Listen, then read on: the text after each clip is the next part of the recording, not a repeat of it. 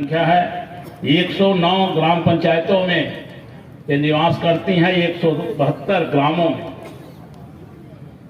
8,775 परिवार।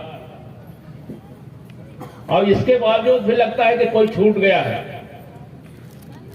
तो हमारे कलेक्टर साहब अभी भी बोल रहे हैं, हमसे भी उन्होंने कहा कि यदि कोई छूट गया है तो उनका भी नाम इस सर्वे सूची में जोड़ा जाएगा और उनको भी सरकार की जो माननीय मोदी जी का जो योजना है उसमें उनको दिया जाएगा। जैसे अभी माननीय मोदी जी पूरे देश में बात की, कितने पिछड़ी जनजातियां जहां तक आज तक कहीं ना कोई योजना बहुत नहीं पहुंच पाई। वो सड़क की समस्या, वो पीने का पानी समस्या, वो घर की पक्का घर के अभाव में, दवाई के अभाव में और तमाम तरह की असुविधाओं में वो जीते रहते। आज आप लोगों ने सुना होगा, मैं तो इस कार्यक्रम के माध्यम से इस कार्यक्रम को सीधे माननीय मोदी जी देख भी रहे थे। मैं उनको इस कार्यक्रम के माध्यम से आप सबकी ओर से उनको कोटि कोटि से उनका आभार व्यक्त करते हैं, बहुत बहुत धन्यवाद देते हैं। आप लोग जोरदार ताली बजा करके माननीय मोदी जी का अभिनंदन करिए, उनको धन्यवाद कि धन्य है ऐसे देश के प्रधानमंत्री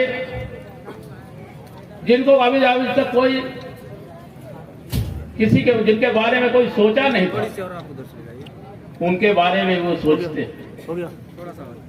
आज उन्होंने 1 लाख परिवारों के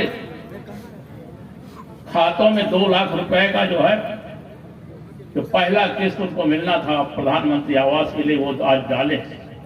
हमारे यहाँ भी सीधी जिले में भी आपको बताएं कि यहाँ 3,270 जो बैगा परिवार है उनको प्रधानमंत्री आवास बनाने के लिए 65 करोड़ 40 लाख रुपए उनके खातों में दिल्ली से बैठ करके डाले। कल आपके खाते में पहुंच जाएगा। अब किसी खाते में यदि नहीं पहुंचा है तो वो जरूर अवगत कराएंगे अपने पंचायत के माध्यम से। कहीं रुका ना हो तो वो भी आपके खाते में पहुंचेगा। 3,591 बैगा परिवारों का भी प्रधानमंत्री आवास स्वीकृत हुआ, जिनमें से 3,270 के खातों में पैसा आ गया है। अगले माह वो जो बचे हुए हैं उनके खातों में भी पैसा आएगा। इस तरह से अब उनको पक्का मकान बना करके उनको सपनों का जो घर का सपना था वो साकार हो। ये बहुत बड़ी चीज है। आदमी का सपना होता है रोटी कपड़ा मकान, कि हमको जो है खाने के लिए 2 वक्त भोजन मिले। मोदी जी ने सबको निःशुल्क राशन दे करके वो खाली पेट को भरने का काम किया है। आज मैं इस दावे से कह सकता हूं कि कोई भी भूखा नहीं सो रहा है। बताइए सब ये आवेगा जनजाति के लोग हैं, आप सबको निःशुल्क राशन मिल रहा है ना? हाँ या नहीं करके बोल के बताइए। कलेक्टर साहब भी सुन रहे हैं, जिला सीओ साहब भी सुन रहे हैं, हमारे मंत्री जी भी सुन रहे हैं। और जो है तो आपको मिल रहा है कि नहीं मिल रहा है? हाँ करके बताइए जो मिल रहा है। आज कोई भूखा पेट सोता है क्या? नहीं सोता। तो ये तो रोटी का उन्होंने व्यवस्था कर दिया। कपड़ा के लिए जो है पैसा दे रहे हैं, चाहे प्रधानमंत्री किसान सम्मान निधि के माध्यम से 12,000 रुपया हो, चाहे लाडली बहना के माध्यम से 1,250 रुपया महीना हो, जो बुजुर्ग हैं उनको पेंशन के माध्यम से। तो आपकी कपड़े की भी व्यवस्था और पक्का मकान के लिए, क्योंकि आप लोगों का जो प्रधानमंत्री आवास योजना, प्रधानमंत्री आवास प्लस योजना, मुख्यमंत्री जन आवास योजना, मुख्यमंत्री लाडली बहना आवास योजना में कहीं न कहीं क्रम में पीछे पड़ रहे थे। तो उन्होंने कहा नहीं, इनको पहले देना है। हमारे सबसे पीछे हैं, सबसे नीचे हैं, सबसे गरीब हैं, सबसे पिछड़े हैं, इनको हमको पहले देना है। और इसलिए उन्होंने आपके लिए अलग से व्यवस्था करके ये प्रधानमंत्री आवास योजना का आज पैसा डाले हैं।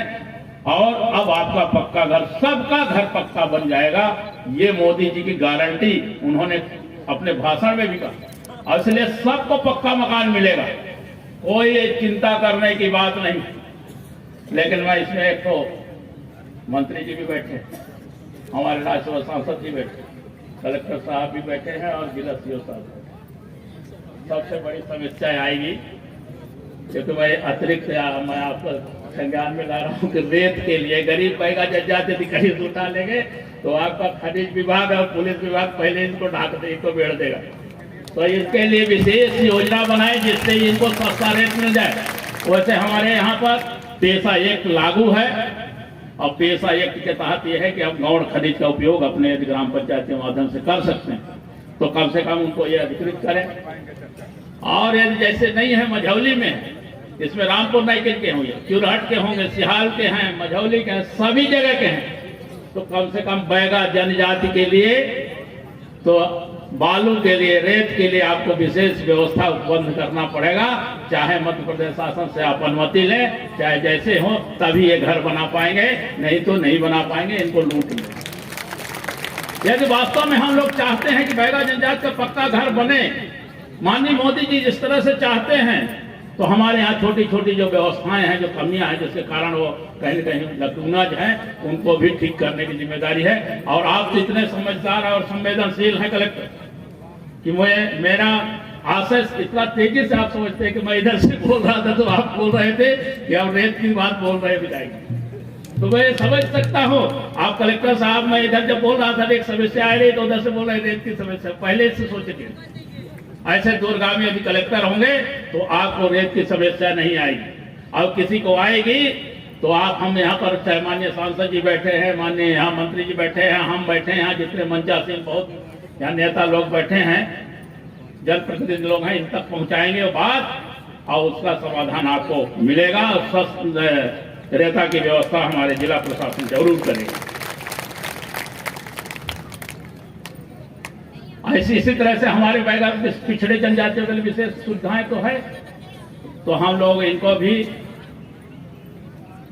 अब रेत तो आपने कर दिया व्यवस्था, अब गिट्टी भी खरीदना पड़ेगा, तो गिट्टी के लिए भी कहीं न कहीं चाहे मध्य प्रदेश शासन से कुछ न कुछ इनके लिए व्यवस्था करिए कि कम से कम ये गिट्टी इनके तक आए, क्योंकि बहुत जगह पर गिट्टी इनको सही ढंग से नहीं मिल पाती, तो गिट्टी भी मिल जाए और गिट्टी में इनको सही रेट पे मिले, क्योंकि औने पौने दाम पे मिल जाएगा। मैं यहाँ पर जो देखा उसमें मैं जो संजय टाइगर रिजर्व क्षेत्र का जो विस्थापन, वहां पर कैंप लगा दी, हीरो होंडा का, मोटरसाइकिल, जीप का, टैक्सी का, बुलेरो का, वहां एजेंसी खुल गया रूदा भदौरा पार्ट बिना अनुमति का। और सब जितने भी वहां पर विस्थापित परिवार जो पैसा पाए थे 10-10 लाख रुपया, उस सब को उन्होंने ठग लिया। इस तरह से हम सबको चिंतित करने पड़ता कि यहाँ पर इनके लिए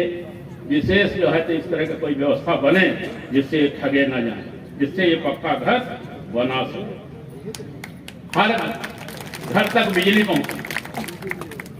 अब घर तक बिजली पहुंचने के कई जंगल का पार्ट पहुंचा।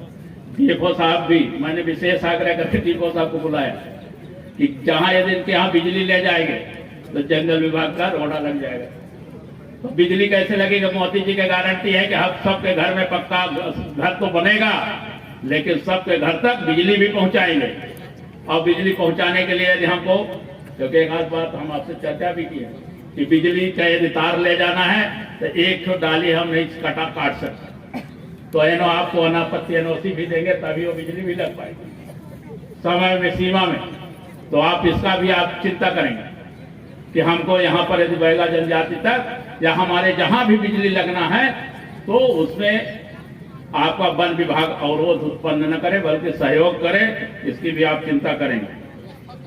और इसलिए आपके घर तक बिजली लगाने का, आपके घर तक शुद्ध पानी पीने के लिए, अभी तक जो है हम नदी, तालाब, कुआं, इंदारा, हैंडपंप के माध्यम से पीते थे। मोदी जी बोलते थे कि हमारे देश की जनता शुद्ध और साफ पेयजल, जैसे बोतल का पानी बड़े लोग पीते हैं, उस तरह के साफ पानी आपको भी मिले। और इसलिए नल जल योजना के माध्यम से आपके घर तक पाइपलाइन बिछा करके आपको शुद्ध पेयजल उपलब्ध कराने का जिम्मा माननीय मोदी जी ने लिया है।